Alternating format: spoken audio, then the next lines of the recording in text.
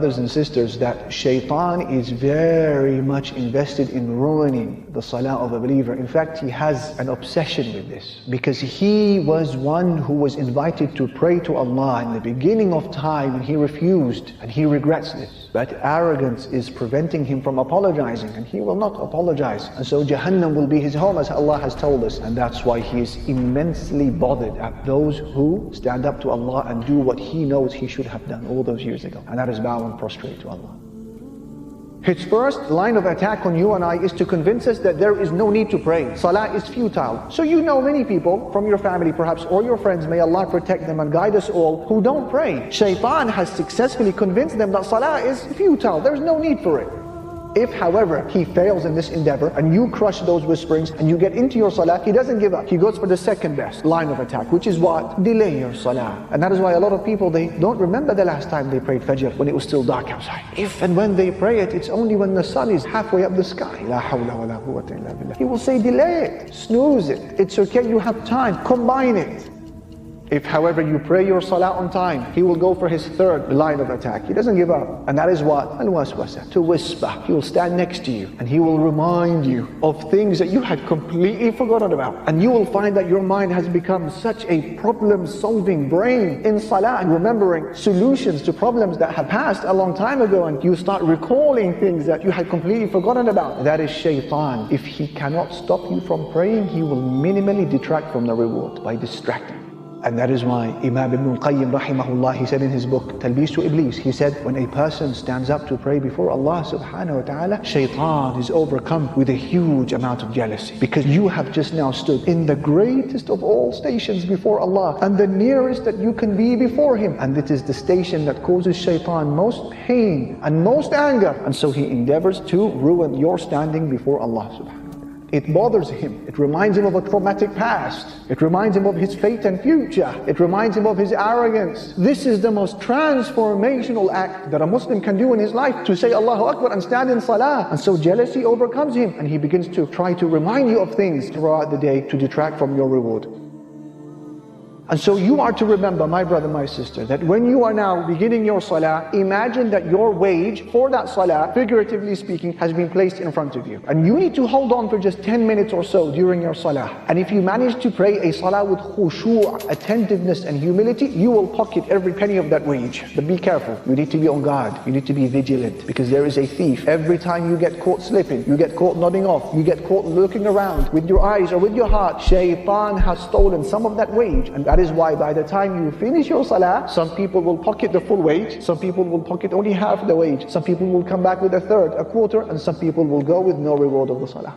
And that is why when Aisha radiallahu anha, she asked the Prophet sallallahu alayhi wasallam about al-iltifat, looking around in salah. What did he say? Looking around in salah is theft, which shaytan steals from a person's salah. So where is your heart, and where are your eyes, and where is your focus on salah? That's why you begin your salah with A'udhu billahi minash shaytanir rajim. Ya Rabbi, help me. Ya Rabbi, assist me. How many of us have walked away from our salah, while shaytan, he is now walking away in a state of hysterical laughter, because he knows what he has done to our salah. And that's the difference between praying with khushu' and praying without khushu'. I give you a benchmark. I give you a litmus test. A person who prays without khushu', he remembers in his or her salah the things that they had forgotten about before the salah. Whereas the one who prays with khushu', by the time they finish their prayer, they had forgotten about what they were doing before they started the salah. Allahu Akbar. And that is why Ibn al-Qayyim, he speaks about those who are affected so much with the whispering of shaytan, and they don't fight him off, and they don't think about A'udhu billahi minash shaytanir rajim, I seek refuge in Allah from shaytan. Ibn al-Qayyim, he said, this person comes into salah, and then he walks out of the salah carrying the same sins, the same burdens, the same crimes that he had walked into salah with. None of them were lifted and removed through the salah. He said, the people who benefit from salah, the people who have their sins erased, the people who have the lifting of their burdens are ones who pray salah with khushu', they carry out its right, and they offer Allah Almighty an attentive heart. These are the people who experience a khiffah, a lightness during their salah, and they experience the lifting of a burden when they finish their prayer. He said, till people will hope, or till people will wish that they had not departed from their salah. Have you experienced that before? May Allah subhanahu wa ta'ala allow us to experience the essence of salah. This is is why you begin your salah with A'udhu billahi minash shaytanir rajim. You're saying, Ya Rabbi, I can't do this on my own. Control him for me, oh Allah. I can't. Assist me. Keep him at bay. And that's what you do. When there is someone that you can't handle for whatever deficiency or weakness you have, you go to the owner. You go to the very top. You say, please restrain them. I can't take them out myself.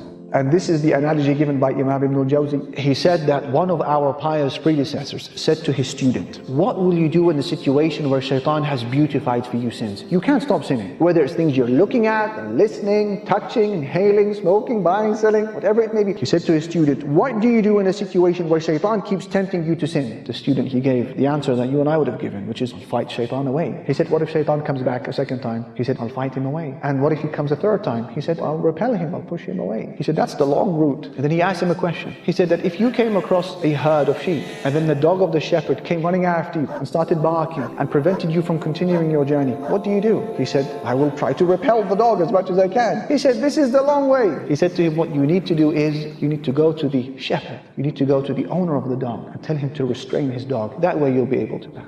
Do you see what he's saying? You've got to go right to the top. You've got to speak to the owner. Who's the owner? Of not just Iblis, all of creation, the angels, the jinn, the humans, the beasts, the creatures, the heavens and the earth. That is Allah, al-Malik, Rabbul Alameen. Go to the very top. Complain to him, Ya Rabb, help me restrain this creature from when I begin my salah until I complete it. That is what you are doing when you say, A'udhu billahi minash shaytanir rajim. Feel the ubudiyyah, experience your servitude to Allah and your poverty and your bankruptcy and your need to Him as you say, A'udhu billahi. I can't, oh Allah, help